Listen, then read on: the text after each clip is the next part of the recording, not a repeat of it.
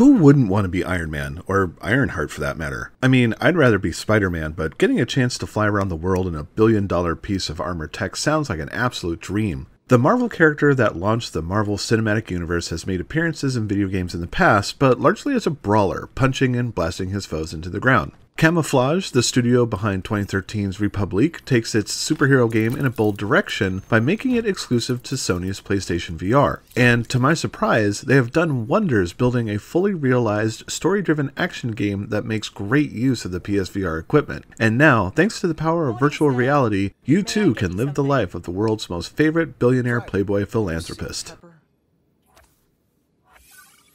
Iron Man VR dances inside and out of the Marvel Cinematic Universe, likely out of licensing concerns. You're not controlling Robert Downey Jr., but a reasonable facsimile that walks and talks like the Hollywood actor. Familiar MCU characters and elements like Pepper Potts, Friday, S.H.I.E.L.D., and Tony's Malibu Mansion are present, but tweaked in just such a way so no one can litigate. While this is hardly an issue, how cool would it have been if Sony gave Camouflage the money to pursue the cast? Going into the game, I was expecting something along the lines of an above-average VR experience you might find at The Void. However, Iron Man VR offers a level of gameplay and narrative depth not often seen or done as well in other VR games. Tony Stark, fueled by a vigor earned after surviving a kidnapping that led him to adopt his new superhero persona, takes charge of his legacy by pledging Stark Industries will halt all government weapons production and instead become a force for good. 5 years later, Tony is attacked by his own decommissioned drones that have been taken over by Ghost, the enigmatic hacker with a long history in Marvel Comics, although this iteration is much closer to the one featured in the film Ant-Man and the Wasp. Angry at Stark because of the lives his weapons took, Ghost instigates a campaign of sabotage and destruction aimed at bringing our newly introspective hero to his knees.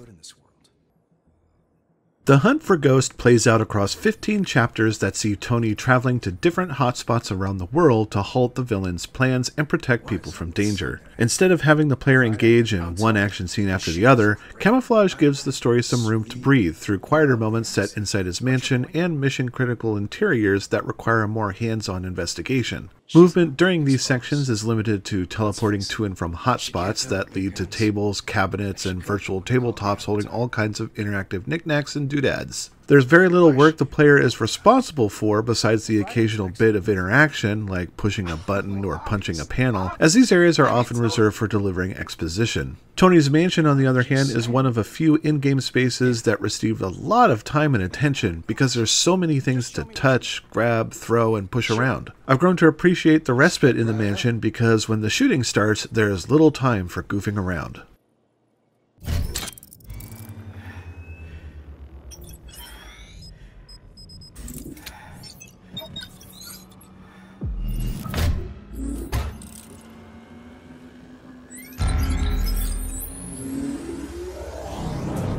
All systems online. Just in time. I got a plane to catch. You can't outrun your past, Stark. The most well-realized aspect of Marvel's Iron Man VR is the open-air flight and combat experience. I've played my fair share of PlayStation VR games since its launch in 2016, and I have a hard time thinking of another action game that's nearly as fine-tuned as this. Camouflage has done a fantastic job of incorporating the PlayStation Move wands in a way that really makes you feel like Iron Man. The wands become the armored repulsor gauntlets that control the suit's flight direction and fire offensive blasts of energy. Moving around in the air is as simple as manipulating both hands in the direction you want to go, tapping the trigger button occasionally for a quick burst of speed or to perform an evasive maneuver. And because the PlayStation camera provides for one-to-one movement tracking, steering ends up feeling really fluid and surprisingly natural. Flying around a given stage is pretty fun, especially with that sweet Stark UI filling up your periphery vision, but blowing up stuff is far more entertaining. Using Tony's basic repulsor weapons is as easy as putting your palms up and forward while twisting your hand down at the wrist activates the wrist-mounted secondary weapons, like cluster bombs, guided rockets, and autocannons. The control scheme is awesome and works wonders, but does take some time getting used to. The first hour will have you feeling like you're recreating Tony's initial tests from the first Iron Man film as you bounce around and crash into solid objects, but it gets easier and more fun over time. Furthermore, there are systems in place to help you out, such as being able to steer with one hand while defending yourself with the other, and a hover mode that lets you concentrate on dishing out repulsor-based justice without unceremoniously falling to the ground. Calling Iron Man VR a flashy shooting gallery ignores the style and panache camouflage put into making you feel like a superhero. Combat engagements are lengthy and feature some fun bits of interactivity like punching in control panels, defusing bombs, and ripping open the hangar doors on a SHIELD helicarrier. Your performance in the game's action-oriented chapters is measured against various benchmarks that award up to 5 research points per level. When the mission ends, you're sent back to the mansion to spend points on weapon and defense upgrades. You're welcome to repeat any previously played stage in the game to earn better scores and partake in various challenges set up by Friday and Tony's old weapons AI system called Gunsmith that tests your newfound skills in races and gauntlets against Camouflage's best times, some of which are absolutely absurd. The Iron Man suit can be customized further with 8 paint schemes that unlock as you complete various passive objectives. Unfortunately, neither of these schemes look all that great. I'd rather have cosmetic upgrades that turn the Iron Man suit into different iterations seen in the movies and comics, and yet that wouldn't wholly matter either because it's not like you can actually see yourself wearing these different designs.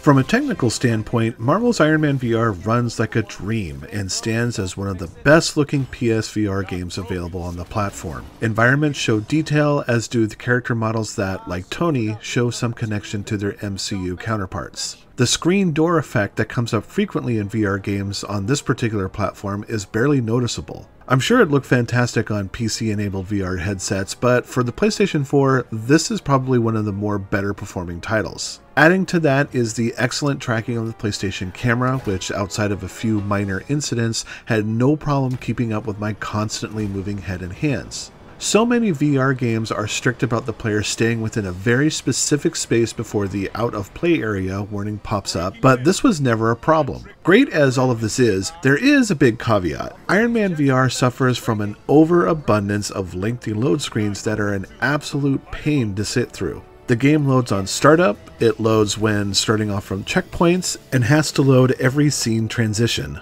At the end of the day, a significant portion of the game is spent waiting around in black voids or staring at the mission screen as a load counter slowly ticks its way up to 100%, a process that can take sometimes up to a minute to finish. And there's only so much you can do while waiting, which is nothing at all. You can manipulate the tooltip windows and view suit unlock progress, but that stays interesting for only so long. It got to a point where my excitement to play this game was quickly tempered by the notion that a good 30% of my playtime would be spent standing around doing nothing.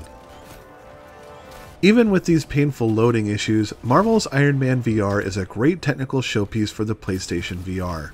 If there's to be a swan song for Sony's experiment in virtual reality, as no word has been given that the PlayStation 5 will host a newer iteration of the headset, then this game is it. The camera tracking works wonders, the control system is pitch perfect, and seeing yourself getting better at flying and shooting the more you play is a fun thrill, especially when the story escalates into extremely mobile boss encounters. The game's story is interesting, and I like how it builds tension between Tony and his allies. On the other hand, I didn't like how the pacing of the story stops dead in its tracks, so that Friday and Gunsmith can send you off to race through checkpoints or fight waves of enemies for no other reason than to pad the time. All faults aside, Iron Man VR deserves to be part of a PlayStation VR owner's library because of how well it incorporates the functionality of its equipment. Plus, it's really cool to be Iron Man.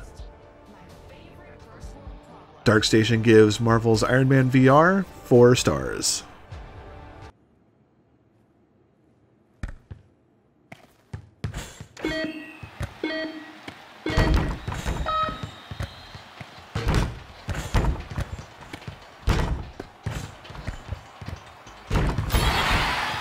Oh, close.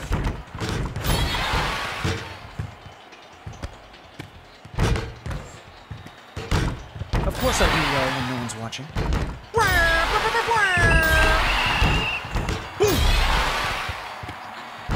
Nice. Mulligan?